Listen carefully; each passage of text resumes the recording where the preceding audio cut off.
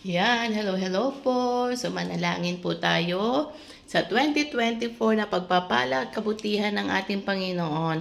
And of course, itong one day to come or 2 days pa, it's New Year na. Goodbye 2024 and welcome 2025.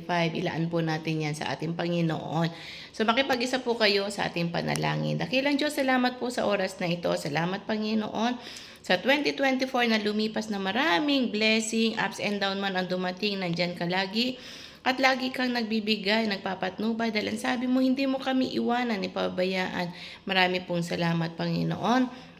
And salamat Panginoon sa aming mga family, sa mga bawat isa, sa mga OFW na narito, sa mga works namin, sa gawa ng mga kamay namin, sa good health, provision, protection, O Lord God and guidance, you are always there. Pag kami nalulungkot, nandyan ka. At kung kami, Panginoon, ay nanghihina, nandyan ka na, nililift up mo kami. At kung kailangan po namin ng mga needs, nandyan ka na nagpo-provide, O Lord God. Salamat po, Panginoon, kung kami na sakit, ikaw ang nagpapagaling, Panginoon. Dahil nasa sa iyo, Panginoon, ang lahat. You are a powerful, powerful God.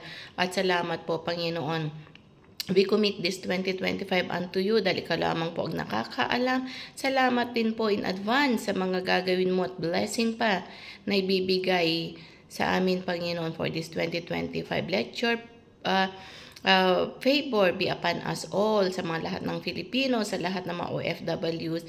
Bless mo aming bansang Pilipinas, Luzon, Visayas, Mindanao, naka-rules, i-rise up mo, Panginoon, at ituwid at ilantad mo ang katotohanan, Panginoon, upang ang lahat, Panginoon, ng mga pinaghirapan ng mga Pilipino ay mapunta sa kapwa naming Pilipino din, O Lord God, sa mga families, O Lord God, Luzon, Visayas, Mindanao. Bless mo from President down sa pinaka-lowest, O Lord God. Bless also Dubai, O Lord God, na nandito kami, na Milk and Honey, lahat ng mga OFW sa buong mundo. Ingatan mo at provision, more faith and go on sa iyo. At pagpalain mo lahat, Panginoon Diyos. At ganoon din pagpalain mo lahat ng families, O Lord God. Lahat ng mga pastor, ingatan mo sa mandako sila naroon. Lahat ng mga missionaries, O Lord. Provision, protection, O Lord God. Good health. Ay ingatan mo sila and more pa, Panginoon, yung obedience po nila sa iyo, O Lord God. Rise up ka pa rin, Panginoon, ng maraming intercessors, O Lord God, na mag-intercede at mananalangin para sa iyo, O Lord God. At patuloy, Panginoon, na yung ingatan. Maraming kaluluwa pa, Panginoon, ang madala nila sa iyo at makakilala. Bago ka dumating, Panginoon, ay marami ang maliligtas, O Lord God. Maraming salamat. Bless mga boss namin, mga alaga namin, patnubayan mo at makaya pa namin. At lalo na aming katawan, Panginoon, na makita si Kristo, O Lord God, si Christ sa aming buhay, O Lord. More faith, Panginoon, and more go on unto you, and more body, soul, and spirit na maging malakas, O Lord God. Muli sa iyo po ang lahat ng papuri, pagsambat, pasasalamat sa pangalan ni Jesus. Amen and amen and amen.